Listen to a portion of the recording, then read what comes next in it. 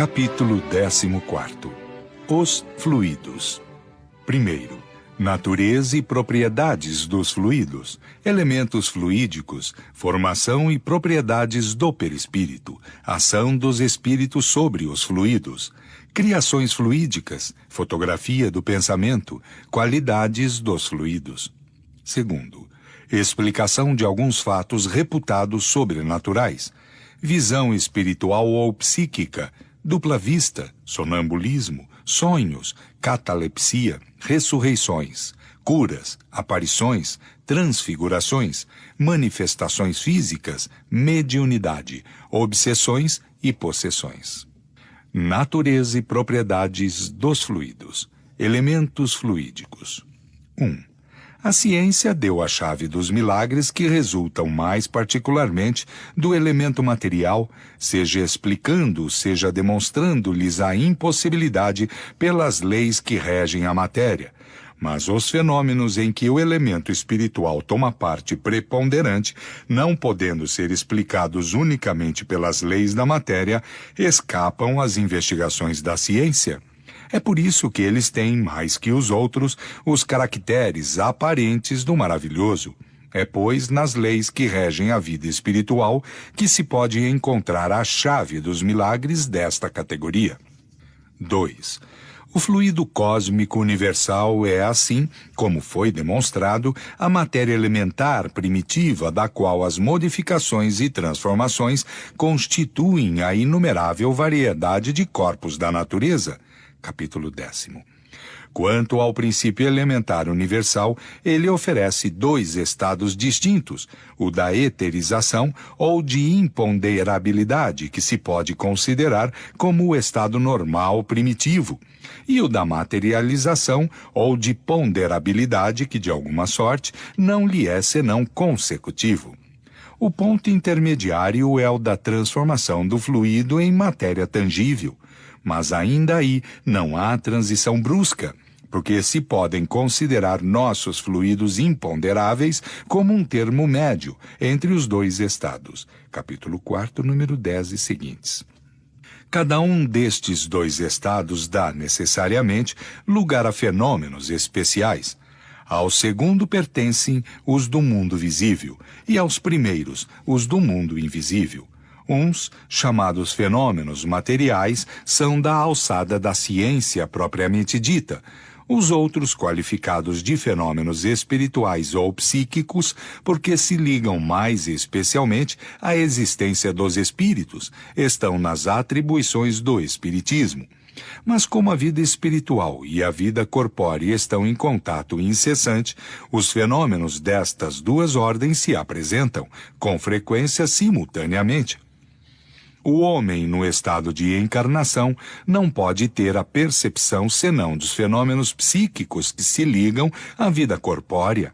Aqueles que são do domínio exclusivo da vida espiritual escapam aos sentidos materiais e não podem ser percebidos senão no estado de espírito. 1. Nota.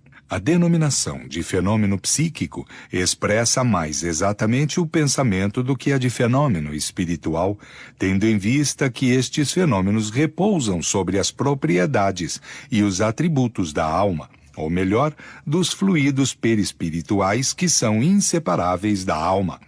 Esta qualificação liga-os mais intimamente à ordem dos fatos naturais, regidos por leis. Pode-se, pois, admiti-los como efeitos psíquicos, sem admiti-los a título de milagres. Fim de nota. 3. No estado de eterização, o fluido cósmico não é uniforme, sem deixar de ser etéreo.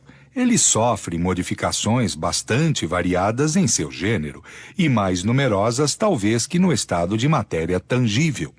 Essas modificações constituem os fluidos diferentes que, se bem que procedendo do mesmo princípio, estão dotados de propriedades especiais e dão lugar aos fenômenos particulares do mundo invisível.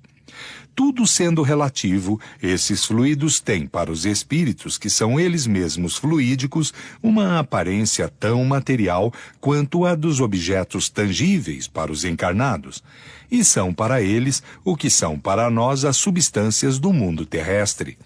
Eles os elaboram, os combinam para produzirem efeitos determinados, como fazem os homens com os seus materiais, todavia, por procedimentos diferentes.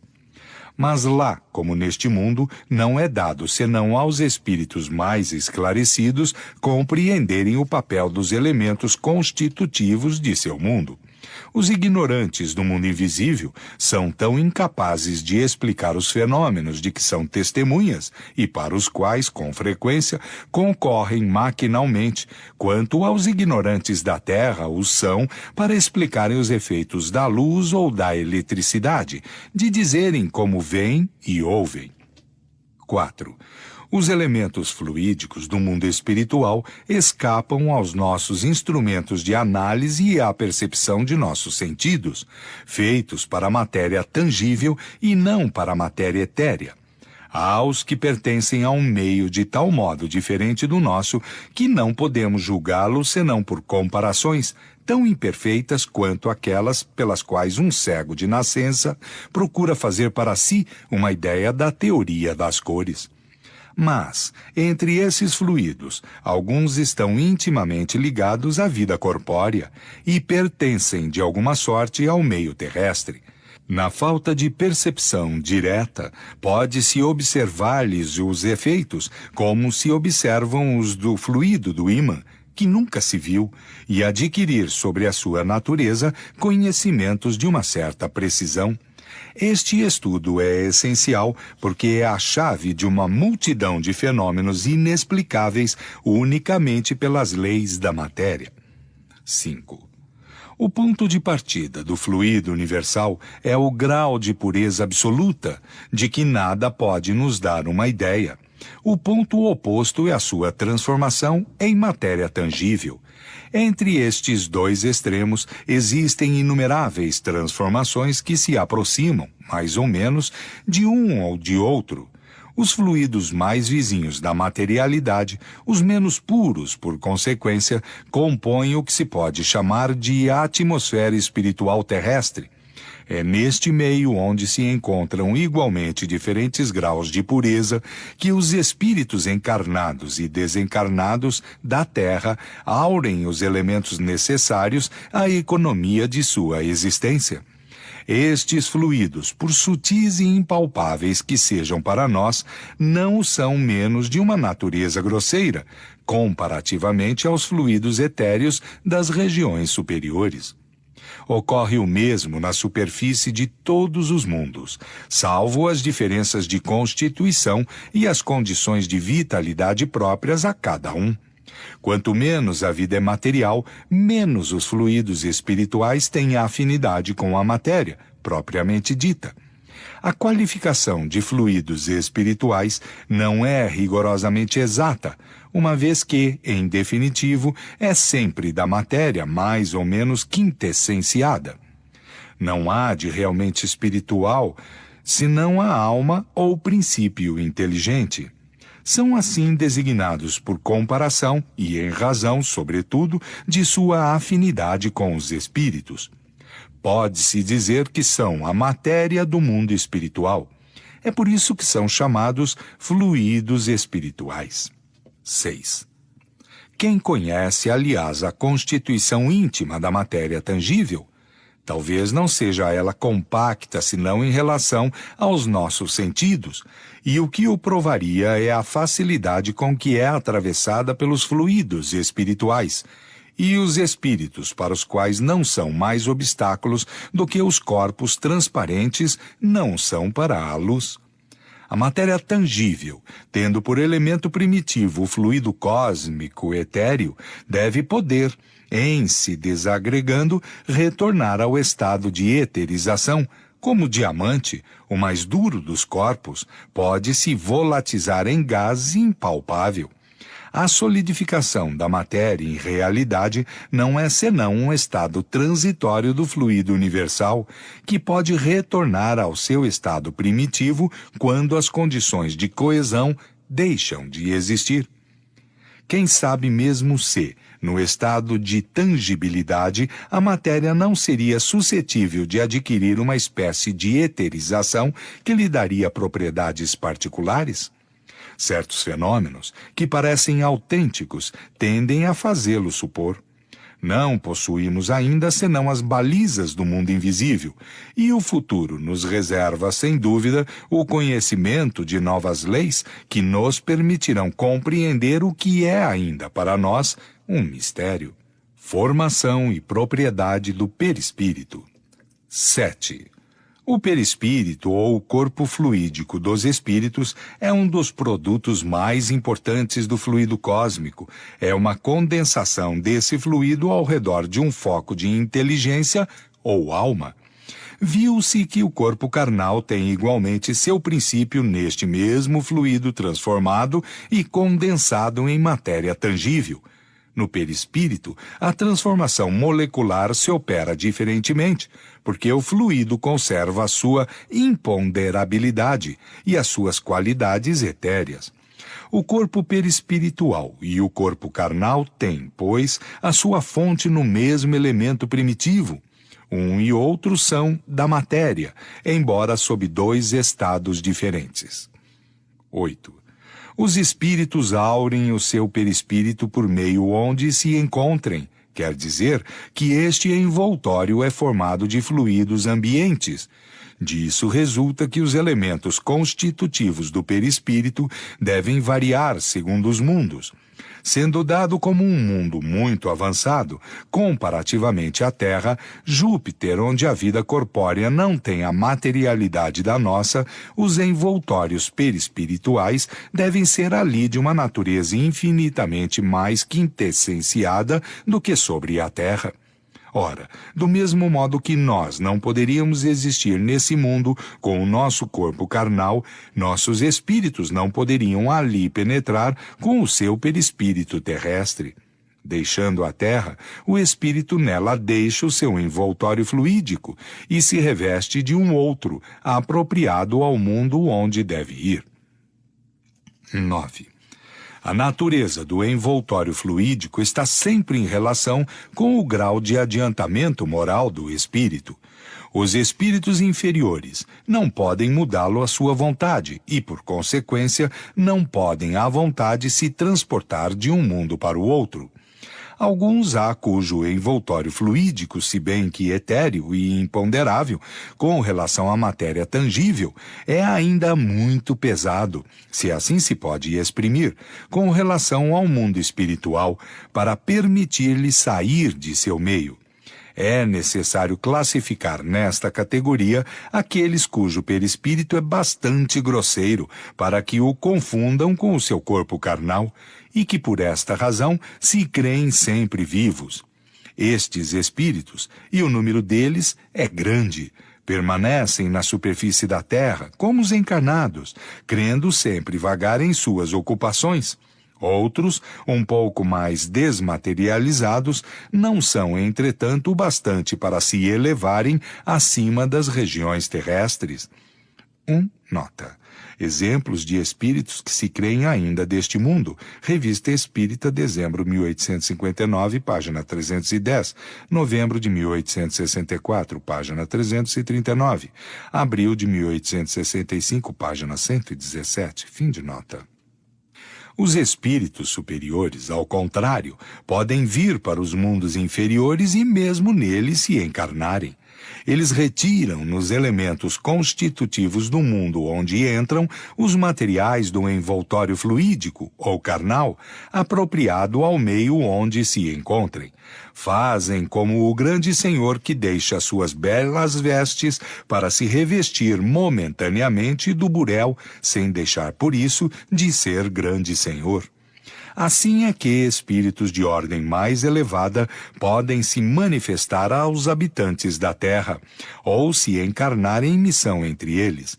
Estes espíritos carregam consigo não o seu envoltório, mas a lembrança por intuição das regiões de onde vêm e que vêm pelo pensamento. São videntes entre cegos.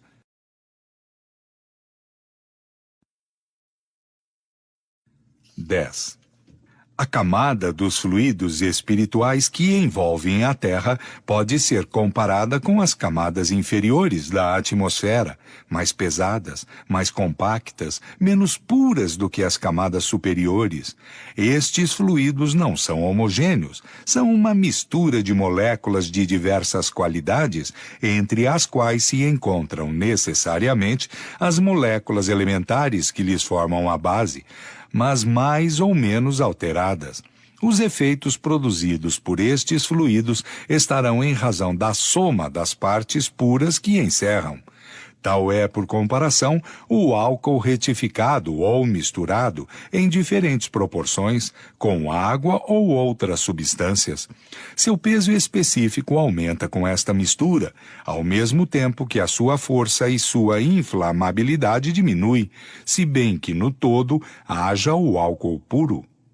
Os espíritos são chamados a viver nesse meio e aí aurem o seu perispírito, mas segundo o espírito seja mais ou menos depurado, ele mesmo, seu perispírito, se forma das partes mais puras ou as mais grosseiras do fluido próprio do mundo onde se encarna.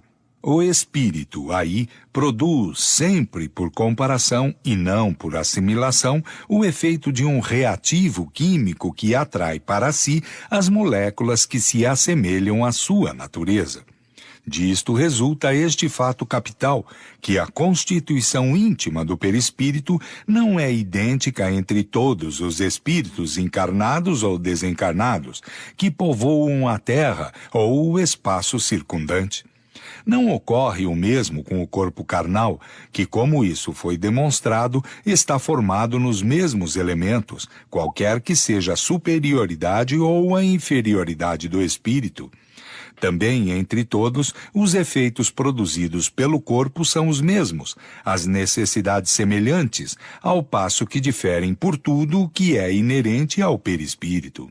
Disso resulta ainda que o envoltório perispiritual do mesmo espírito se modifica com o progresso deste a cada encarnação, se bem que encarnando no mesmo meio, que os espíritos superiores, se encarnando excepcionalmente em missão no mundo inferior, têm um perispírito menos grosseiro do que o dos indígenas desse mundo. 11. O meio está sempre em relação com a natureza dos seres que devem nele viver. Os peixes estão na água, os seres terrestres estão no ar, os seres espirituais estão no fluido espiritual ou etéreo, mesmo sobre a terra. O fluido etéreo é para as necessidades do espírito o que a atmosfera é para as necessidades dos encarnados. Ora, do mesmo modo que os peixes não podem viver no ar, que os animais terrestres não podem viver numa atmosfera muito rarefeita para os seus pulmões, os espíritos inferiores não podem suportar o brilho e a impressão dos fluidos mais etéreos. Não morrem com isso, porque o espírito não morre, mas uma força instintiva os mantém deles distantes, como se distancia de um fogo muito ardente ou de uma luz muito ofuscante. Eis porque eles não podem sair do meio apropriado à sua natureza. Para isto mudar, é preciso que mudem primeiro a sua natureza, que se despojem dos instintos materiais que os retêm nos meios materiais. Em uma palavra, que se depurem e se transformem moralmente. Então, gradualmente, eles se identificam com o meio mais depurado, que se torna para eles uma necessidade, como os olhos daquele que por muito tempo viveu nas trevas se habituam pouco a pouco à luz do dia e ao brilho do sol. 12. Assim, tudo se liga, tudo se encadeia no universo. Tudo está submetido à grande e harmoniosa lei da unidade, desde a materialidade mais compacta até a espiritualidade mais pura. A terra é como um vaso de onde escapa uma fumaça espessa que se clareia à medida que se eleva e cujas partes rarefeitas se perdem no espaço infinito. A força divina brilha em todas as partes deste conjunto grandioso, e se quereria que, para melhor atestar o seu poder, Deus, não contente com aquilo que fez, viesse perturbar essa harmonia. Que se abaixe ao papel de mágico por pueris efeitos dignos de um prestidigitador. E se ousa ainda por cima dar-lhe por rival em habilidade o próprio Satanás.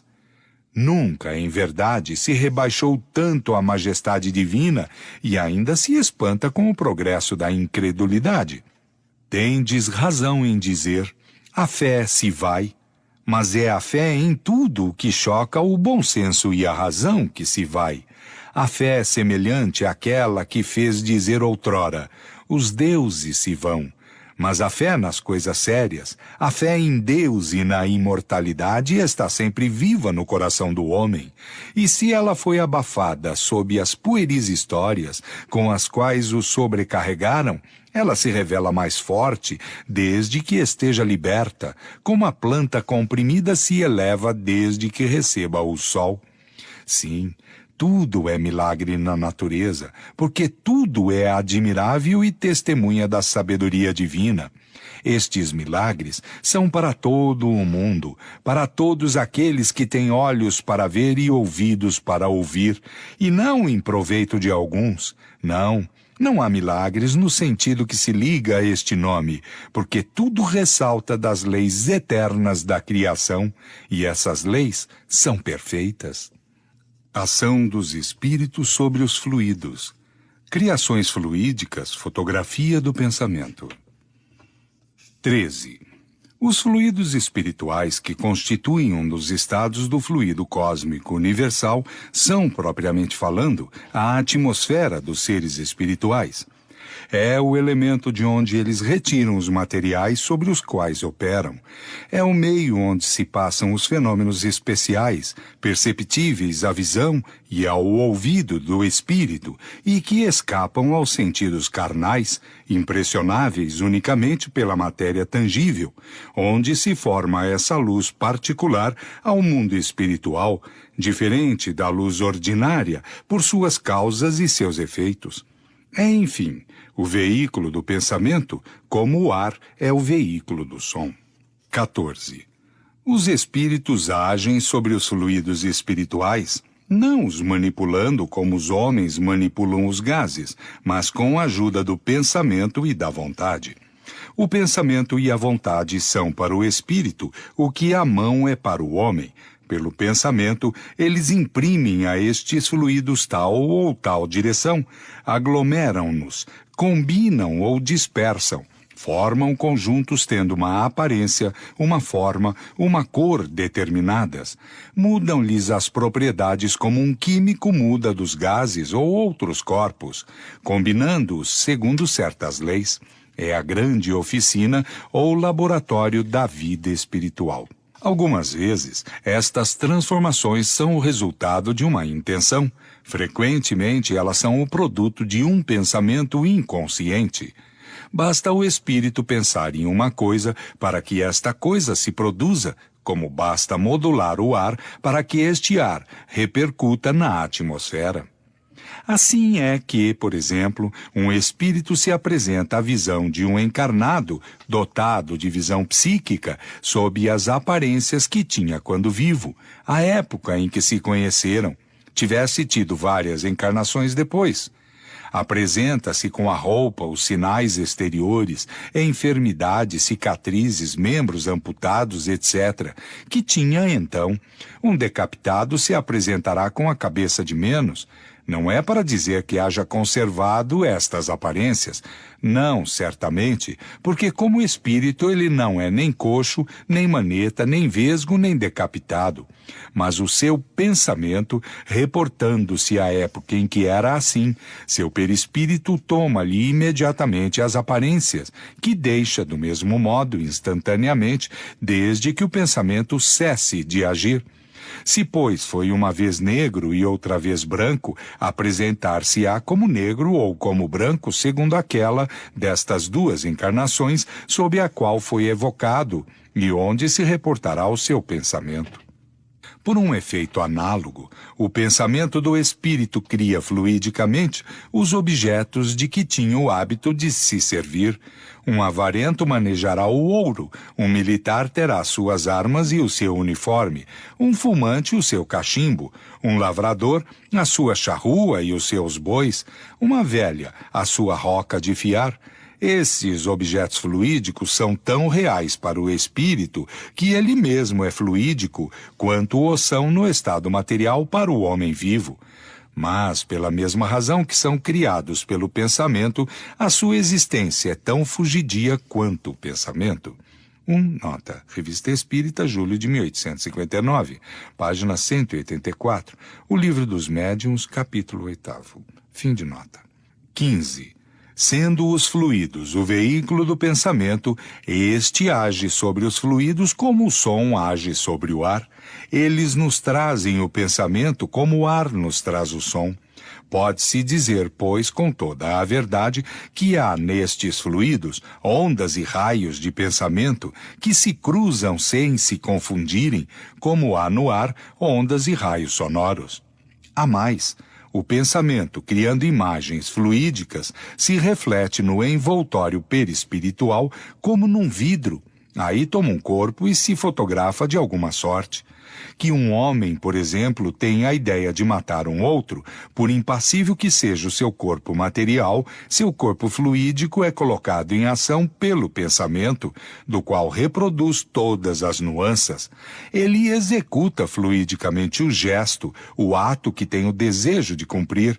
O pensamento cria a imagem da vítima e a cena inteira se desenha, como num quadro, tal como está em seu espírito.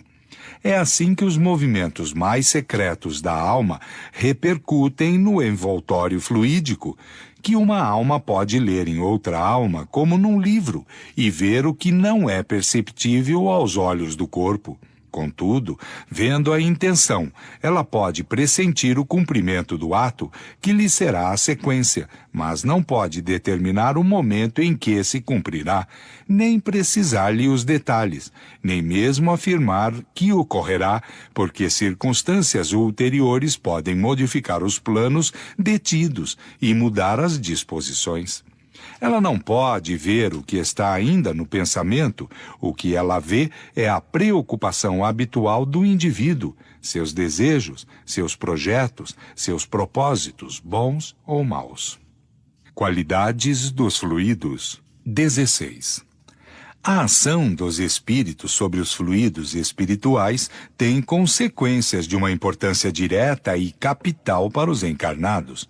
Desde o instante que estes fluidos são o veículo do pensamento, que o pensamento pode modificar-lhes as propriedades, é evidente que eles devem estar impregnados de qualidades boas ou más dos pensamentos que os colocam em vibração, modificados pela pureza ou pela impureza dos sentimentos. Os maus pensamentos corrompem os fluidos espirituais, como os miasmas deletérios corrompem o ar respirável. Os fluidos que cercam ou que projetam os maus espíritos são, pois, viciados, ao passo que aqueles que recebem a influência de bons espíritos são tão puros quanto o comporta o grau da perfeição moral destes. 17.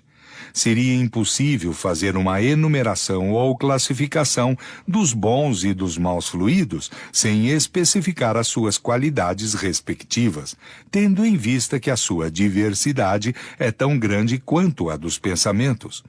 Os fluidos não têm qualidades sui generis, mas as que adquirem no meio onde se elaboram. Modificam-se pelos eflúvios desse meio, como o ar pelas exalações, a água pelos sais das camadas que atravessa. Segundo as circunstâncias, essas qualidades são como o ar e a água, temporárias ou permanentes, o que os torna mais especialmente próprios à produção de tais ou tais efeitos determinados. Os fluidos não têm denominações especiais, como os odores são designados por suas propriedades, seus efeitos e seu tipo original. Sob o aspecto moral, carregam a marca dos sentimentos do ódio, da inveja, do ciúme, do orgulho, do egoísmo, da violência, da hipocrisia, da bondade, da benevolência, do amor, da caridade, da doçura, etc. Sob o aspecto físico, são excitantes, calmantes, penetrantes, adstringentes, irritantes, dulcificantes, soporíferos, narcóticos, tóxicos, reparadores, eliminadores, tornam-se força de transmissão ou de propulsão, etc. O quadro dos fluidos seria, pois, o de todas as paixões, das virtudes e dos vícios da humanidade, e das propriedades da matéria correspondendo aos efeitos que eles produzem. 18. Sendo os homens, os espíritos encarnados, eles têm em parte as atribuições da vida espiritual, porque vivem desta vida quanto da vida corpórea. Primeiro durante o sono e frequentemente no estado de vigília. O espírito em si encarnando conserva o seu perispírito com as qualidades que lhe são próprias e que, como se sabe, não está circunscrito pelo corpo, mas irradia todo ao redor e o envolve como de uma atmosfera fluídica. Pela sua união íntima com o corpo, o perispírito desempenha um papel preponderante no organismo. Pela sua expansão, coloca o espírito encarnado em relação mais direta com os espíritos livres e também com os espíritos encarnados. O pensamento do espírito encarnado age sobre fluidos espirituais como os dos espíritos desencarnados. Ele se transmite de espírito a espírito pela mesma via, e segundo seja bom ou mal, saneia ou vicia os fluidos circundantes. Se os fluidos ambientes são modificados pela projeção dos pensamentos do espírito, seu envoltório perispiritual, que é parte constituinte de seu ser, que recebe diretamente e de maneira permanente a impressão de seus pensamentos, deve mais ainda carregar a marca de suas qualidades boas ou más. Os fluidos viciados pelos eflúvios dos maus espíritos podem se depurar pelo distanciamento destes, mas o seu perispírito será sempre o que é, enquanto o próprio espírito não se modificar. Sendo o perispírito dos encarnados de uma natureza idêntica à dos fluidos espirituais, assimila-os com facilidade, como uma esponja se embebe de líquido. Estes fluidos têm sobre o perispírito uma ação tanto mais direta que por sua expansão e sua irradiação se confunde com eles. Estes fluidos, agindo sobre o perispírito, este, por sua vez, reage sobre o organismo material com o qual está em contato molecular. Se os eflúvios são de boa natureza, o corpo sente-lhes uma impressão salutar. Se são maus, a impressão é penosa. Se os maus são permanentes e enérgicos, eles podem determinar desordens físicas. Certas doenças não têm outra causa. Os meios onde superabundam os maus espíritos são, pois, impregnados de maus fluidos, que são absorvidos por todos os poros perispirituais, como se absorvem pelos poros do corpo os miasmas pestilentos. 19. Assim se explicam os efeitos que se produzem nos lugares de reunião. Uma assembleia é um foco onde se irradiam pensamentos diversos. É como uma orquestra, um coro de pensamentos onde cada um produz a sua nota. Disso resulta uma multidão de correntes e de eflúvios fluídicos, dos quais cada um recebe a impressão pelo sentido espiritual. Como num coro de música, cada um recebe a impressão dos sons pelo sentido do ouvido. Mas, do mesmo modo que há raios sonoros harmônicos e discordantes, há também pensamentos harmônicos e discordantes. Se o conjunto é harmonioso, a impressão é agradável. Se é discordante, a impressão é penosa. Ora, por isso não há necessidade de que o pensamento seja formulado em palavras. A irradiação fluídica não existe menos, quer seja expressada ou não. Tal é a causa do sentimento de satisfação que se experimenta numa reunião simpática, animada de bons e benevolentes pensamentos. Ali reina como uma atmosfera moral saudável, onde se respira com facilidade. Ali sente-se reconfortado porque está impregnado de eflúvios fluídicos salutares. Mas se ali se misturam alguns pensamentos maus, eles produzem o efeito de uma corrente de ar gelado num meio tépido ou de uma nota falsa num concerto. Assim se explicam também a ansiedade, o mal-estar indefinível que se sente no meio antipático, onde os pensamentos malévolos provocam como correntes de ar nauseante. 20. O pensamento produz, pois, uma espécie de efeito físico que reage sobre o moral. É o que só o Espiritismo poderia fazer compreender.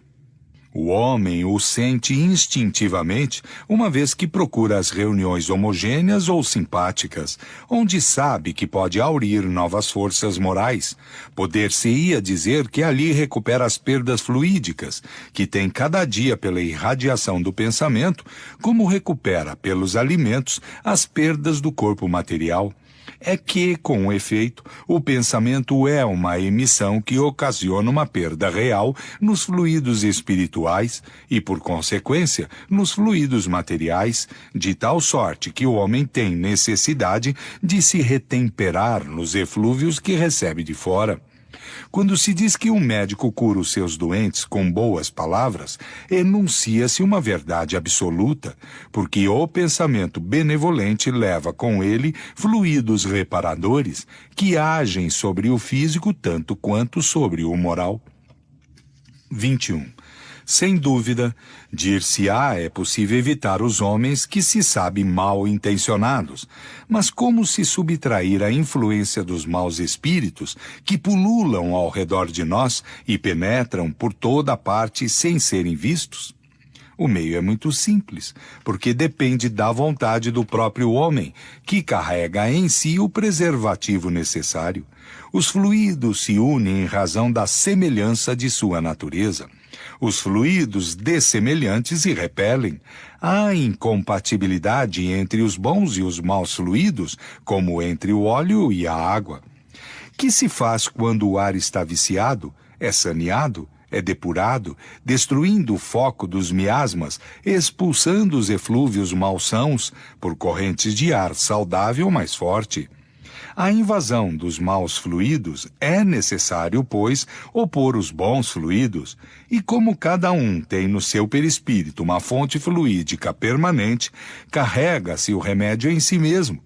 Não se trata senão de depurar esta fonte e dar-lhe qualidades tais que elas sejam para as más influências um contraste, em lugar de ser uma força atrativa. O perispírito é, pois, uma couraça a qual é necessário dar a melhor têmpera possível. Ora, como as qualidades do perispírito estão em razão das qualidades da alma, é necessário trabalhar no seu próprio melhoramento, porque são as imperfeições da alma que atraem os maus espíritos. As moscas vão aonde os focos de corrupção as atraem. Destruí estes focos e as moscas desaparecerão. Do mesmo modo, os maus espíritos vão aonde o mal os atrai. Destruí o mal e eles se afastarão. Os espíritos realmente bons, encarnados ou desencarnados, nada têm a temer da influência dos maus espíritos. Explicação de alguns fatos reputados sobrenaturais. Visão espiritual ou psíquica, dupla vista, sonambulismo, sonhos. 22. O perispírito é o traço de união entre a vida corpórea e a vida espiritual. É por ele que o espírito encarnado está em contínua relação com os espíritos. É por ele, enfim, que se cumprem no homem fenômenos especiais que não têm a sua causa primeira na matéria tangível e que, por esta razão, parecem sobrenaturais. É nas propriedades e na irradiação do fluido perispiritual que se deve procurar a causa da dupla vista, ou visão espiritual, que se pode também chamar visão psíquica, da qual muitas pessoas estão dotadas, frequentemente com o seu desconhecimento, assim como da visão sonambúlica. O perispírito é o órgão sensitivo do espírito. É por seu intermédio que o espírito encarnado tem a percepção das coisas espirituais que escapam aos seus sentidos carnais. Pelos órgãos do corpo, a vista, o ouvido e as diversas sensações estão localizadas e limitadas à percepção das coisas materiais. Pelo sentido espiritual ou psíquico, elas estão generalizadas. O espírito vê, ouve e sente por todo o seu ser o que está na esfera de irradiação de seu fluido perispiritual. Estes fenômenos são, no homem, a manifestação da vida espiritual. É a alma que age fora do organismo. Na dupla vista, ou percepção pelo sentido psíquico, ele não vê pelos olhos do corpo, se bem que, frequentemente, por hábito, os dirija para o ponto sobre o qual leva sua atenção. Vê pelos olhos da alma, e a prova disto é que vê tudo tão bem com os olhos fechados. E além do alcance de seu raio visual, ele lê o pensamento representado figuradamente no raio fluídico. Número 15. 1. Nota. Fatos de dupla vista e de lucidez sonambúlica narrados na Revista Espírita, janeiro de 1858, página 25, novembro de 1858, página 213, julho de 1861, página 197 e novembro de 1865, página 352. Fim de nota. 23. Embora durante a vida o espírito esteja preso ao corpo pelo perispírito, ele não é de tal modo escravo que não possa alongar o seu laço e se transportar ao longe, seja na terra, seja sobre qualquer ponto do espaço. O espírito não está, senão com pesar, ligado ao seu corpo, porque a sua vida normal é a liberdade, ao passo que a vida corpórea é a do servo preso à gleba. O espírito é, pois, feliz por deixar o seu corpo, como o pássaro deixa a sua gaiola. Ele agarra todas as ocasiões para dele se libertar e se aproveita por isso de todos os instantes em que a sua presença não é necessária à vida de relação. É o fenômeno designado sob o nome de emancipação da alma. Sempre ocorre no sono. Todas as vezes que o corpo repousa e que os sentidos estão em inatividade, o espírito se desliga. O Livro dos Espíritos, capítulo 8º. Nestes momentos, o espírito vive da vida espiritual, ao passo que o corpo não vive senão da vida vegetativa. Ele está, em parte, no estado que estará depois da morte. Percorre o espaço, conversa com seus amigos e outros espíritos livres ou encarnados como ele. O laço fluídico que o retém ao corpo não está definitivamente rompido senão na morte. A separação completa não ocorre senão pela extinção absoluta da atividade do princípio vital. Tanto que o corpo viva a qualquer distância que esteja, o espírito para ele é instantaneamente chamado, desde que a sua presença seja necessária. Ele, então, retoma o curso de sua vida exterior de relação. Por vezes, ao despertar, conserva uma lembrança de suas peregrinações, uma imagem mais ou menos precisa que constitui o sonho. Dele traz, em todos os casos, intuições que lhe sugerem ideias e pensamentos novos e justificam o provérbio: a noite traz conselho. Assim se explicam igualmente certos fenômenos característicos do sonambulismo, natural e magnético, da catalepsia, da letargia, do êxtase, etc., e que não são outras do que as manifestações da vida espiritual. 1. Nota. Exemplos de letargia e de catalepsia. Revista Espírita. Senhora Schwabenhaus, setembro de 1858, página 255. A jovem cataléptica de Soabe, janeiro de 1866, página 18. Fim de nota. 24. Uma vez que a visão espiritual não se efetua pelos olhos do corpo, é que a percepção das coisas não ocorre pela luz comum. Com efeito, a luz material está feita para o mundo material. Para o mundo espiritual existe uma luz especial cuja natureza nos é desconhecida, mas que, sem dúvida, é uma das propriedades do fluido etéreo impressionando as percepções visuais da alma.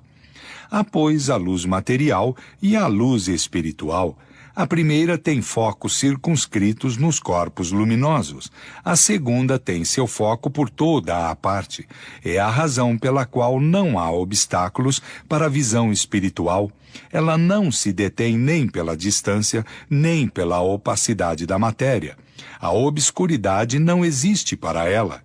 O mundo espiritual é, pois, iluminado pela luz espiritual, que tem seus efeitos próprios, como o mundo material é iluminado pela luz solar.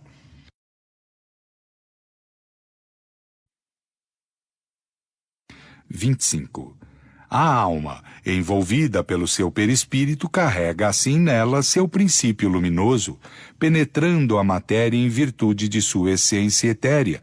Não há corpos opacos para sua visão. Entretanto, a visão espiritual não tem nem a mesma extensão, nem a mesma penetração em todos os espíritos. Só os puros espíritos a possuem em todo o seu poder. Nos espíritos inferiores, ela é enfraquecida pela grosseria relativa do perispírito, que se interpõe como uma espécie de névoa. Ela se manifesta em diferentes graus nos espíritos encarnados pelo fenômeno da segunda vista, seja no sonambulismo natural ou magnético, seja no estado de vigília. Segundo o grau de poder da faculdade, disse que a lucidez é mais ou menos grande. É com a ajuda desta faculdade que certas pessoas veem o interior do organismo e descrevem a causa das doenças. 26. A visão espiritual dá, pois, percepções especiais que, não tendo por sede os órgãos materiais, se operam em condições diferentes da visão corpórea. Por esta razão, não se pode esperar dela efeitos idênticos e experimentá-la pelos mesmos procedimentos. Cumprindo-se fora do organismo, ela tem uma mobilidade que frustra todas as previsões. É necessário estudá-la em seus efeitos e em suas causas, e não por assimilação com visão comum, que ela não está destinada a suprir, salvo casos excepcionais e que não se poderiam tomar por regra. 27. A visão espiritual é necessariamente incompleta e imperfeita entre os espíritos encarnados e, por consequência, sujeita a aberrações. Tendo a sua sede na própria alma, o estado da alma deve influir sobre as percepções que ela dá. Segundo o grau de seu desenvolvimento, as circunstâncias e o estado moral do indivíduo, ela pode dar, seja no sono, seja no estado de vigília. Primeiro, a percepção de certos fatos materiais reais, como o conhecimento de acontecimentos que se passam ao longe, os detalhes descritivos de uma localidade, as causas de uma doença e os remédios convenientes. Segundo, a percepção de coisas igualmente reais do mundo espiritual, como a visão dos espíritos. Terceiro, imagens fantásticas criadas pela imaginação, análogas às criações fluídicas do pensamento. Ver acima, número 14. Estas criações estão sempre em relação com as disposições morais do espírito que as cria. É assim que o pensamento de pessoas fortemente imbuídas e preocupadas de certas crenças religiosas lhes apresenta o inferno, suas fornalhas, suas torturas e seus demônios, tal como as sejam figuradas. Às vezes é toda uma epopeia. Os pagãos viam o Olimpo e o Tártaro, como os cristãos viam o inferno e o paraíso. Se ao despertar ou ao sair do êxtase essas pessoas conservam uma lembrança precisa de suas visões, elas a tomam por realidades e confirmações de suas crenças, ao passo que isso não é senão um produto de seus próprios pensamentos. Nota. É assim que se podem explicar as visões da irmã Elmerich, que, se reportando ao tempo da paixão de Cristo, disse ter visto coisas materiais que nunca existiram senão nos livros que ela leu, as da senhora Cantanilli, Revista Espírita, agosto de 1866, página 240, e uma parte das de Swedenborg. Fim de nota. Há, pois, uma escolha muito rigorosa a fazer nas visões estáticas antes de aceitá-las. O remédio para a demasiada credulidade sob este aspecto é o estudo das leis que regem o mundo espiritual. 28.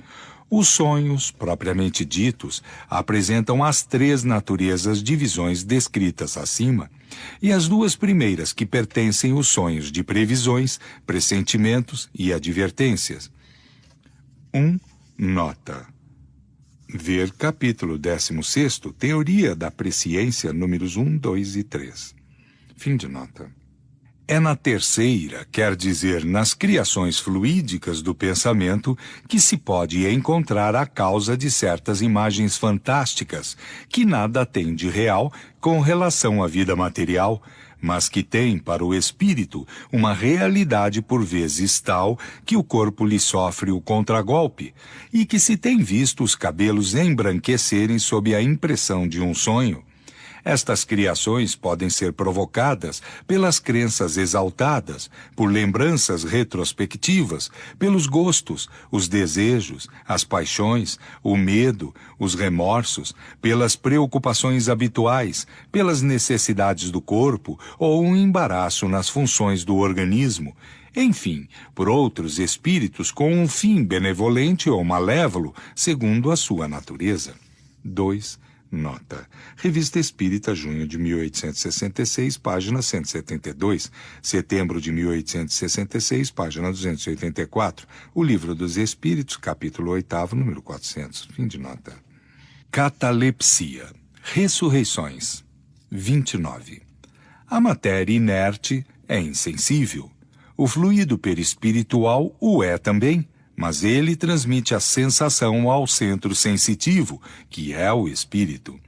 As lesões dolorosas do corpo repercutem, pois, no espírito como um choque elétrico, por intermédio do fluido perispiritual, do qual os nervos parecem ser os fios condutores. É influxo nervoso dos fisiologistas que, não conhecendo as relações desse fluido com o princípio espiritual, dele não puderam explicar todos os efeitos. Esta interrupção pode ter lugar pela separação de um membro ou a secção de um nervo, mas também parcialmente ou de maneira geral e sem nenhuma lesão no momento de emancipação, de grande superexcitação ou preocupação do espírito. Nesse estado, o espírito não pensa mais no corpo e em sua febril atividade. Ele atrai, por assim dizer, a ele o fluido perispiritual, que, se retirando da superfície, ali produz uma insensibilidade momentânea. Poder-se-ia ainda admitir que, em certas circunstâncias, se produz no próprio fluido perispiritual uma modificação molecular que lhe tira temporariamente a propriedade de transmissão. Assim é que, frequentemente, no ardor do combate, um militar não percebe que foi ferido, que uma pessoa cuja atenção está concentrada sobre um trabalho não ouve o ruído que se faz ao redor dela. É um efeito análogo, porém mais pronunciado, que ocorre em certos sonâmbulos, na letargia e na catalepsia.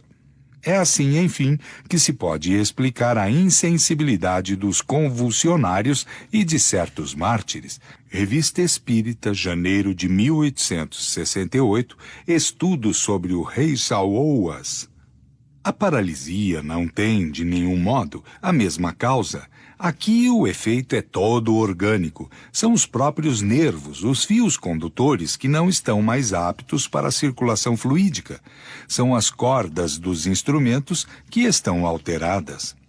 30. Em certos estados patológicos, quando o espírito não está mais no corpo e que o perispírito a ele não adere senão em alguns pontos, o corpo tem todas as aparências da morte, e se está na verdade absoluta, dizendo que a vida não se prende senão por um fio. Esse estado pode durar mais ou menos tempo. Certas partes do corpo podem mesmo entrar em decomposição sem que a vida esteja definitivamente extinta. Enquanto o último fio não estiver rompido, o espírito pode, seja por uma ação enérgica de sua própria vontade, seja por um influxo fluídico estranho e igualmente poderoso, ser chamado ao corpo. Assim se explicam certos prolongamentos da vida contra toda a probabilidade e certas pretensas ressurreições. É a planta que desabrocha às vezes com uma única fibrila da raiz, mas quando as últimas moléculas do corpo fluídico se destacaram do corpo carnal, ou quando este último está num estado de degradação irreparável, todo o retorno à vida se torna impossível. Nota. Exemplos, Revista Espírito, Dr. Cardon, agosto de 1863, página 251. A Mulher Corsa, maio 1866, página 134. Fim de nota. Curas. 31. O fluido universal, como se viu, é o elemento primitivo do corpo carnal e do perispírito, que dele não são senão transformações. Pela identidade de sua natureza, este fluido condensado no perispírito pode fornecer ao corpo os princípios reparadores. O agente propulsor é o espírito encarnado ou desencarnado, que infiltra num corpo deteriorado uma parte da substância de seu envoltório fluídico. A cura se opera pela substituição de uma molécula sã a uma molécula malsã. O poder curador está, pois, em razão da pureza da substância inoculada. Ele depende ainda da energia da vontade, que provoca uma emissão fluídica mais abundante e dá ao fluido uma maior força de penetração. Enfim, as intenções que animam aquele que quer curar, quer seja homem ou espírito. Os fluidos que emanam de uma fonte impura são como substâncias medicinais alteradas. 32. Os efeitos da ação fluídica sobre as enfermidades são extremamente variados, segundo as circunstâncias. Esta ação, algumas vezes, é lenta e reclama um tratamento continuado, como no magnetismo comum. De outras vezes, ela é rápida como uma corrente elétrica. Há pessoas dotadas de uma força tal que elas operam sobre certos enfermos curas instantâneas pela só imposição das mãos, ou mesmo só por um ato da vontade. Entre os dois polos extremos desta faculdade há nuances ao infinito. Todas as curas deste gênero são variedades do magnetismo e não diferem senão pelo poder e a rapidez da ação. O princípio é sempre o mesmo. É o fluido que desempenha o papel de agente terapêutico e cujos efeitos estão subordinados à sua qualidade e às suas circunstâncias especiais. 33. A ação magnética pode se produzir de várias maneiras. Primeiro, pelo próprio fluido do magnetizador. É o magnetismo propriamente dito, ou magnetismo humano, cuja ação está subordinada ao poder e, sobretudo, à qualidade do fluido. Segundo, pelo fluido dos espíritos agindo diretamente e sem intermediário sobre um encarnado, seja para curar ou acalmar um sofrimento, seja para provocar o sono sonambúlico espontâneo, seja para exercer sobre o indivíduo uma influência física ou moral qualquer. É o magnetismo espiritual cuja qualidade está em razão das qualidades do espírito. Nota. Exemplos. Revista Espírita, fevereiro de 1863, página 64. Abril, 1865, página 113. Setembro, 1865, página 264. Fim de nota. Terceiro, pelos fluidos que os espíritos despejam sobre um magnetizador e ao qual este serve de condutor. É o magnetismo misto, semi-espiritual ou querendo-se humano-espiritual. O fluido espiritual combinado com o fluido humano dá a este as qualidades que lhe faltam. O concurso dos espíritos em semelhante circunstância é por vezes espontâneo, mas o mais frequentemente é provocado pelo pedido do magnetizador. 34. A faculdade de curar por influência fluídica é muito comum e pode se desenvolver pelo exercício, mas a de curar instantaneamente pela imposição das mãos é mais rara e o seu apogeu pode ser considerado como excepcional. Entretanto, foram vistos em diversas épocas e quase entre todos os povos indivíduos que a possuíam em grau eminente. Nestes últimos tempos, viram-se vários exemplos notáveis, cuja autenticidade não pode ser contestada, uma vez que estas espécies de cura repousam sobre um princípio natural e que o poder de operá-las não é um privilégio, é que elas não saem da natureza e não têm de miraculosa senão a aparência. 2. Nota. Exemplos de curas instantâneas reportadas na Revista Espírita. O Príncipe de Hohenlohe, dezembro de 1866, página 368. Jacob, outubro e novembro, 1866, páginas 312 e 345. Outubro e novembro de 1867, páginas 306 e 339. Simonet, agosto 1867, página 232. Caid Hassan, outubro de 1867, página 303. O cura Gashner, novembro de 1867, página 331. Fim de nota. Aparições. Transfigurações. 35. Em seu estado normal, o perispírito é invisível para nós, mas como está formado com matéria etérea, o espírito pode, em certas circunstâncias, fazê-lo sofrer, por um ato de sua vontade, uma modificação molecular que o torne momentaneamente visível. É assim que se produzem as aparições, que não mais do que os outros fenômenos não estão fora das leis da natureza. Este não é mais extraordinário do que aquele do vapor, que é invisível quando está muito rarefeito e que se torna visível quando está condensado.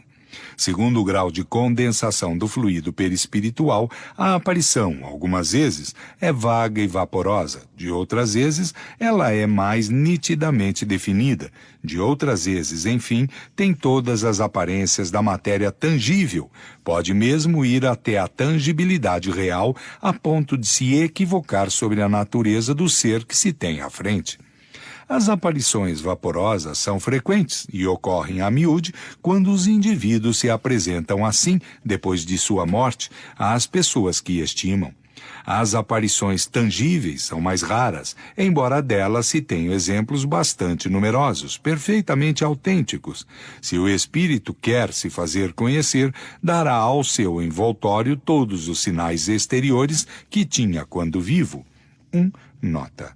O Livro dos Médiuns, capítulos 6 e 7. Fim de nota. 36.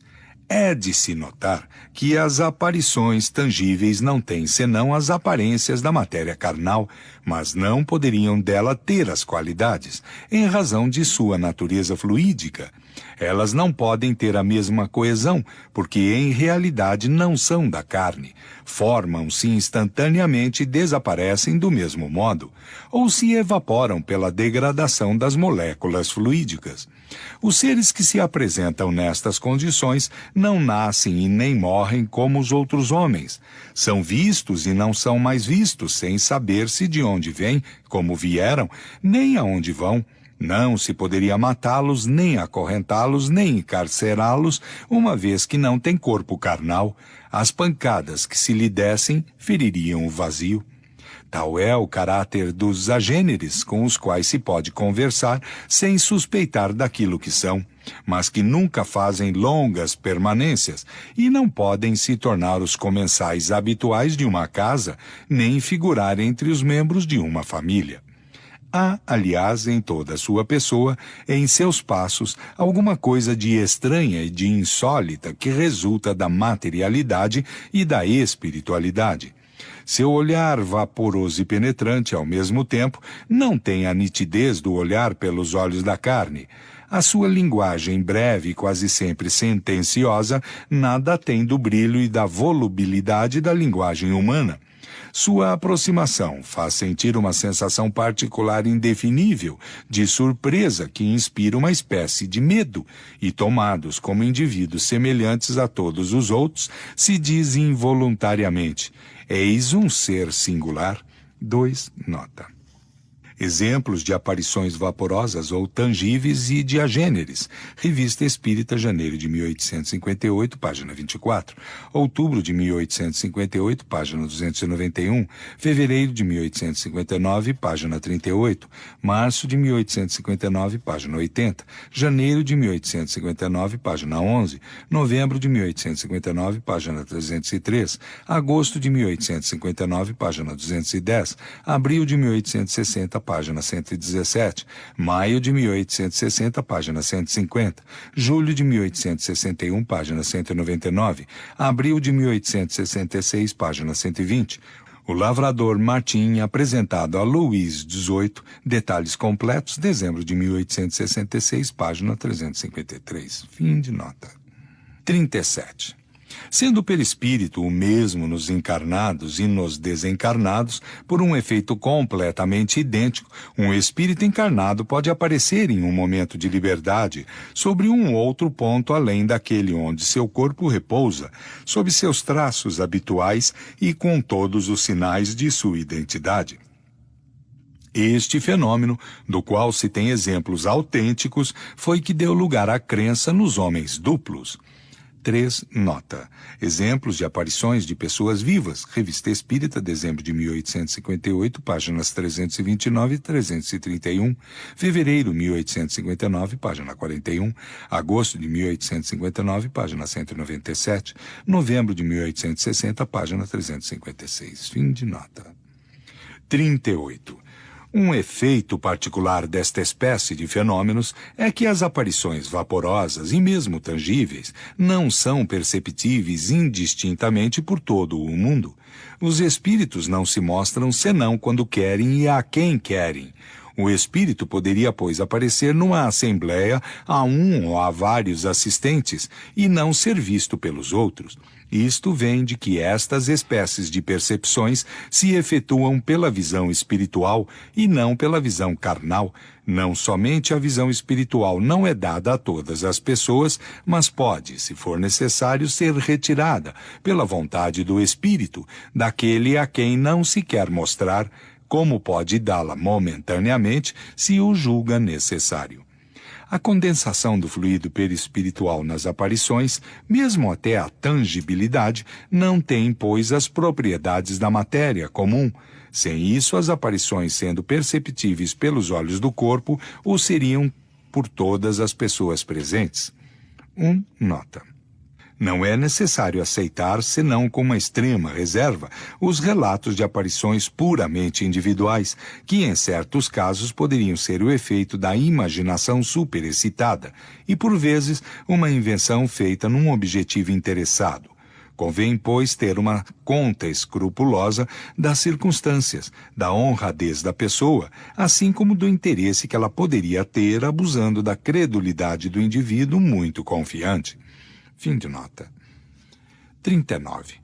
Podendo o espírito operar transformações na contextura de seu envoltório perispiritual e este envoltório irradiando-se ao redor do corpo como uma atmosfera fluídica, um fenômeno análogo ao das aparições pode se produzir na própria superfície do corpo. Sob a camada fluídica, a figura real do corpo pode se apagar mais ou menos completamente e revestir outros traços, ou bem os traços primitivos vistos através da camada fluídica modificada, como através de um prisma, podem tomar uma outra expressão. Se o espírito encarnado, saindo do terra a terra, se identifica com as coisas do mundo espiritual, a expressão de um rosto pode se tornar bela, radiosa e por vezes mesmo luminosa. Se, ao contrário, o espírito está exaltado pelas más paixões, um belo rosto pode tomar um aspecto horrível. É assim que se operam as transfigurações, que são sempre um reflexo das qualidades e dos sentimentos predominantes do espírito. Este fenômeno é, pois, o resultado de uma transformação fluídica. É uma espécie de aparição perispiritual que se produz sobre o próprio corpo vivo e, algumas vezes, no momento da morte, em lugar de se produzir ao longe, como nas aparições propriamente ditas. O que distingue as aparições deste gênero é que geralmente elas são perceptíveis por todos os assistentes e pelos olhos do corpo, precisamente porque elas têm por base a matéria carnal visível, ao passo que nas aparições puramente fluídicas não há matéria tangível. 2. Nota. Exemplos e Teoria da Transfiguração, Revista Espírita, março de 1859, página 62. O Livro dos Médiuns, capítulo 7º, página 142. Fim de nota. Manifestações físicas, mediunidade. 40. Os fenômenos das mesas girantes e falantes, da suspensão etérea dos corpos pesados, da escrita medianímica, tão antigo quanto o mundo, mais vulgares hoje, dão a chave de alguns fenômenos análogos espontâneos, aos quais, na ignorância da lei que os regia, lhes atribuíram um caráter sobrenatural e miraculoso. Esses fenômenos repousam sobre as propriedades do fluido perispiritual, seja de encarnados, seja de espíritos livres. 41. É com a ajuda de seu perispírito que o espírito age sobre o seu corpo vivo. É ainda com este mesmo fluido que se manifesta, agindo sobre a matéria inerte, que produz os ruídos, os movimentos de mesas e outros objetos que levanta, tomba ou transporta. Este fenômeno nada tem de surpreendente, considerando-se que entre nós os mais poderosos motores se encontram nos fluidos mais rarefeitos e mesmo imponderáveis como o ar, o vapor e a eletricidade. É igualmente com a ajuda de seu perispírito que o espírito faz os médiuns escreverem, falarem ou desenharem, não tendo mais corpo tangível para agir ostensivamente. Quando quer se manifestar, serve-se do corpo do médium, do qual empresta os órgãos, que faz agir como se for o seu próprio corpo, e isso pelo eflúvio fluídico que derrama sobre ele. 42. É pelo mesmo meio que o espírito age sobre a mesa, seja para fazê-la mover-se sem significação determinada, seja para fazê-la dar golpes inteligentes, indicando as letras do alfabeto para formar palavras e frases, fenômeno designado sob o nome de tipologia. A mesa não é, aqui, senão um instrumento de que ele se serve, como faz do lápis para escrever, dá-lhe uma vitalidade momentânea pelo fluido com a qual a penetra, mas não se identifica com ela. As pessoas que em sua emoção, vendo-se manifestar um ser que lhe é querido, se abraçam à mesa, fazem um ato ridículo, porque é absolutamente como se abraçassem o bastão de que um amigo se serve para dar pancadas. Ocorre o mesmo com aquelas que dirigem a palavra à mesa, como se o espírito estivesse encerrado na madeira, ou como se a madeira se tornasse espírito. Quando as comunicações ocorrem por este meio, é necessário supor o espírito, não a mesa, mas ao lado, tal como era quando vivo, e tal como seria visto se nesse momento pudesse se tornar visível. A mesma coisa ocorre nas comunicações pela escrita. Ver-se-á o espírito ao lado do médium, dirigindo a sua mão ou transmitindo-lhe o seu pensamento por uma corrente fluídica. 43.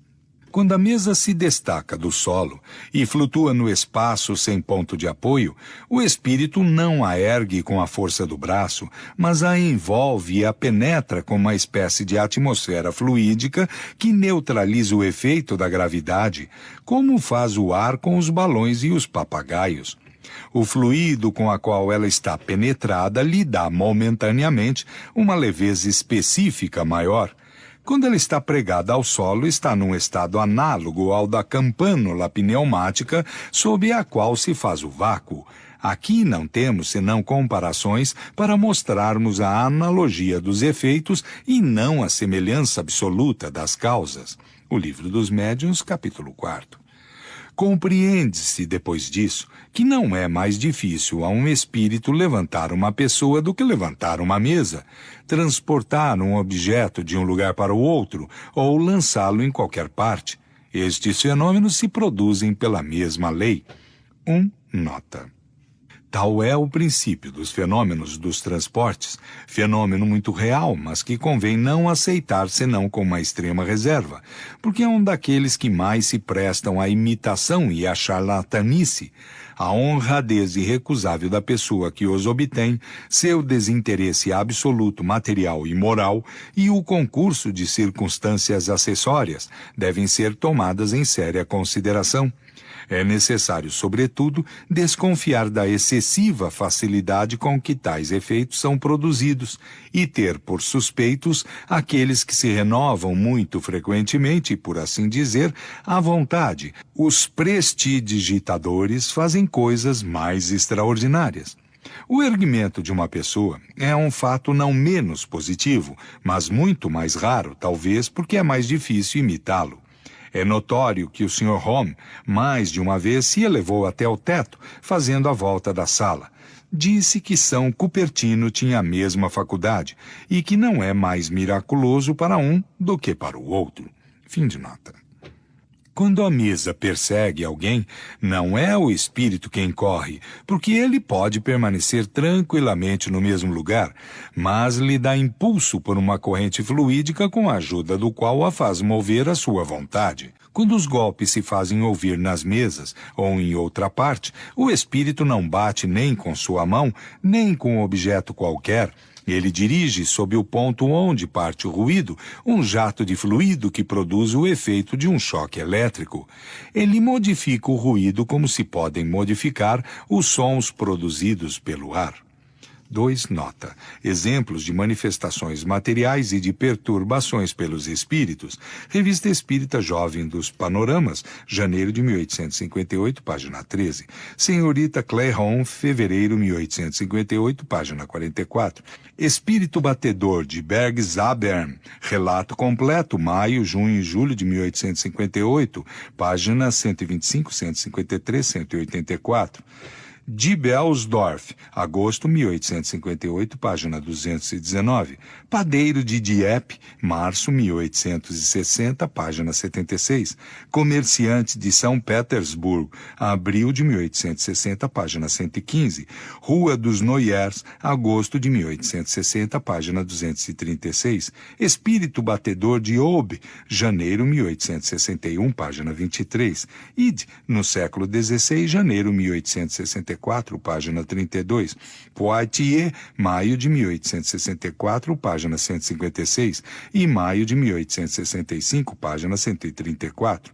Irmã Maria, junho 1864, página 185. Marseille, abril 1865, página 121. Fives, agosto 1865, página 225. Os Ratos de Equirren, fevereiro de 1866, página 55. Fim de nota.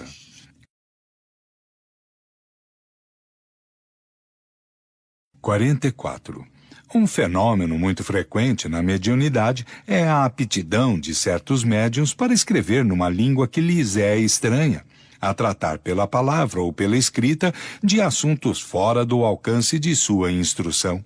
Não é raro ver os que escrevem corretamente sem terem aprendido a escrever, outros que fazem poesia sem nunca saberem fazer um verso em sua vida.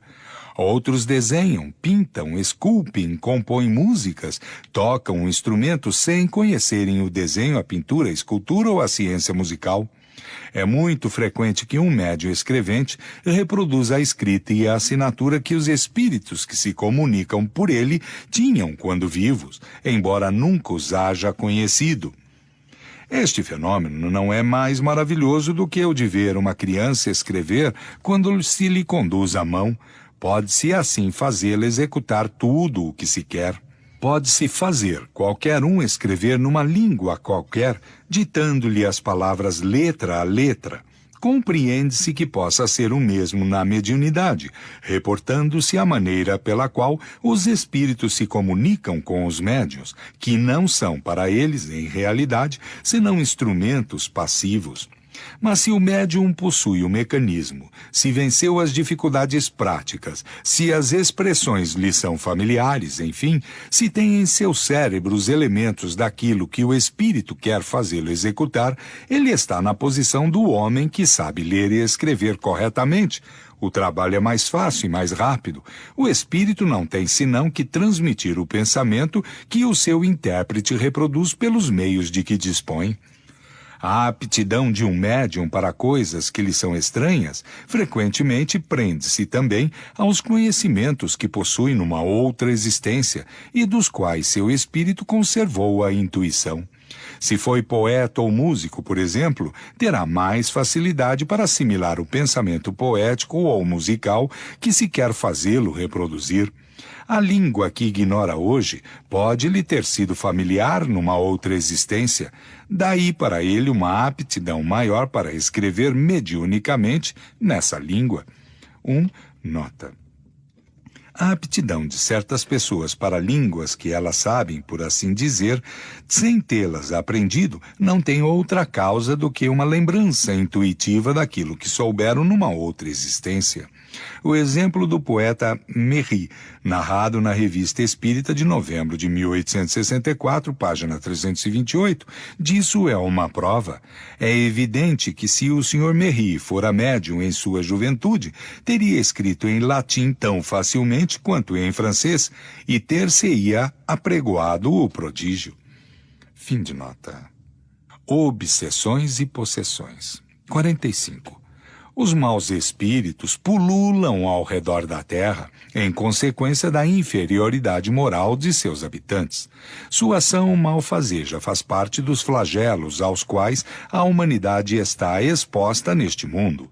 A obsessão, que é um dos efeitos desta ação, como as doenças e todas as atribulações da vida, deve, pois, ser considerada como uma prova ou uma expiação e aceita como tal. A obsessão é a ação persistente que um mau espírito exerce sobre um indivíduo. Ela apresenta caracteres muito diferentes, desde a simples influência moral, sem sinais exteriores sensíveis, até a perturbação completa do organismo e das faculdades mentais. Ela oblitera todas as faculdades mediúnicas. Na mediunidade auditiva e psicográfica, se traduz pela obstinação de um espírito em se manifestar com a exclusão de todos os outros. 46. Do mesmo modo que as doenças são resultado das imperfeições físicas que tornam o corpo acessível às influências perniciosas exteriores, a obsessão é sempre o resultado de uma imperfeição moral que a torna presa de um mau espírito. A uma causa física opõe-se uma força física. A uma causa moral é necessário se opor uma força moral. Para se preservar das doenças, fortifica-se o corpo. Para se garantir da obsessão, é necessário fortificar a alma. Daí para o obsidiado a necessidade de trabalhar no seu próprio melhoramento, o que, o mais frequentemente, basta para desembaraçá-lo do obsessor, sem o socorro de pessoas estranhas. Esse socorro se torna necessário quando a obsessão degenera em subjugação e em possessão, porque então o paciente perde, às vezes, a sua vontade e o seu livre-arbítrio. A obsessão é, quase sempre, o fato de uma vingança exercida por um espírito e que, o mais frequentemente, tem a sua fonte nas relações que o obsidiado teve com ele numa precedente existência. Nos casos de obsessão grave, o obsidiado está como envolvido e impregnado com um fluido pernicioso, que neutraliza a ação dos fluidos salutares e os repele. É deste fluido que é necessário desembaraçar-se. Ora, um mau fluido não pode ser repelido por um mau fluido. Por uma ação idêntica à de um médium curador, no caso de doença, é necessário expulsar o fluido mau com a ajuda de um fluido melhor. Isto é a ação mecânica, mas que nem sempre basta. É necessário também, e sobretudo, agir sobre o ser inteligente com o qual é preciso ter o direito de falar com autoridade, e esta autoridade não é dada senão pela superioridade moral. Quanto maior é esta, tanto maior é a autoridade. Ainda não é tudo. Para assegurar a libertação, é necessário levar o espírito perverso a renunciar aos seus maus desejos. É preciso fazer nascer nele o arrependimento e o desejo do bem com a ajuda de instruções habilmente dirigidas nas evocações particulares feitas com vista à sua educação moral. Então, pode-se ter a doce satisfação de livrar um encarnado e converter um espírito imperfeito. A tarefa se torna mais fácil quando o obsidiado, compreendendo a sua situação, traz o seu concurso de vontade e de prece. Assim não o é quando este, seduzido pelo espírito enganador, se ilude sobre as qualidades de seu dominador e se compraz no erro em que este último o mergulha. Porque, então, longe de secundar, ele repele toda a assistência. É o caso da fascinação, sempre infinitamente mais rebelde do que a mais violenta subjugação. O Livro dos Médiuns, capítulo 23. Em todos os casos de obsessão, a prece é o mais poderoso auxiliar para agir contra o espírito obsessor. 47. Na obsessão, o espírito age exteriormente com a ajuda de seu perispírito, que ele identifica com o do encarnado. Este último se encontra, então, como numa rede e constrangido a agir contra a sua vontade. Na possessão, em lugar de agir exteriormente, o espírito livre se substitui, por assim dizer, ao espírito encarnado, faz eleição de domicílio em seu corpo, sem, contudo, que este o deixe definitivamente, o que não pode ocorrer senão na morte. A possessão é, pois, sempre temporária e intermitente, porque um espírito desencarnado não pode tomar definitivamente o lugar de um espírito encarnado, tendo em vista que a união molecular de perispírito e do corpo não se opera senão no momento da concepção. Capítulo 11, número 18. O espírito, na posse momentânea do corpo, dele se serve como de seu próprio, fala por sua boca, vê pelos seus olhos, age com os seus braços como o faria quando vivo. Não é mais como na mediunidade falante, onde o espírito encarnado fala transmitindo o pensamento de um espírito desencarnado. É este último, ele mesmo, quem fala e age, e se foi conhecido quando vivo, será reconhecido pela sua linguagem, pela sua voz, pelos seus gestos e até pela expressão de sua fisionomia. 48. A obsessão é sempre o fato de um espírito malfazejo. A possessão pode ser o fato de um bom espírito que quer falar, e para fazer mais impressão sobre os seus ouvintes, empresta o corpo de um encarnado, que este lhe empresta voluntariamente, como empresta sua roupa. Isto se faz sem nenhuma perturbação ou mal-estar, e durante esse tempo o espírito se encontra em liberdade, como no estado de emancipação, e o mais frequentemente se coloca ao lado de seu substituto para escutá-lo. Quando o espírito possuidor é mau, as coisas se passam de outro modo. Ele não toma emprestado o corpo, dele se apodera se o titular não tem força moral para lhe resistir. Falo por maldade contra este, que tortura e martiriza de todas as maneiras, até querer fazê-lo perecer, seja por estrangulamento, seja empurrando-o para o fogo ou outros lugares perigosos. Servindo-se dos membros e dos órgãos do infeliz paciente, blasfema, injuria e maltrata aqueles que o cercam. Entrega-se a excentricidades e atos que têm todos os caracteres da loucura furiosa. Os fatos deste gênero, em diferentes graus de intensidade, são muito numerosos, e muitos dos casos de loucura não têm outra causa. Frequentemente a isso se juntam desordens patológicas, que não são senão consecutivas, e contra as quais os tratamentos médicos são impotentes, enquanto subsiste a causa primeira. O Espiritismo, fazendo conhecer esta fonte de uma parte das misérias humanas, indica o meio de remediá-las. O meio é agir sobre o autor do mal, que, sendo um ser inteligente, deve ser tratado pela inteligência. 1. Nota. Exemplos de curas de obsessões e de possessões. Revista Espírita, dezembro de 1863, página 373. Janeiro de 1864, página 11. Junho de 1864, página 168. Janeiro de 1865, página 5. Junho de 1865, página 172. De fevereiro, 1866, página 38. Junho, 1867, página 174. Fim de nota. 49. A obsessão e a possessão, o mais frequentemente, são individuais, mas às vezes são epidêmicas.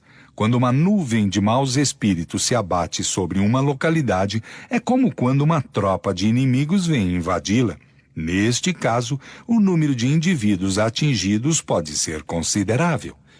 2. Nota. Foi uma epidemia deste gênero que graçou há alguns anos na aldeia de Morzine, em Savoie. Ver a narração completa na Revista Espírita de dezembro de 1862, página 353. De janeiro, fevereiro, abril e maio de 1863, páginas 133, 101 e 133. Fim de nota.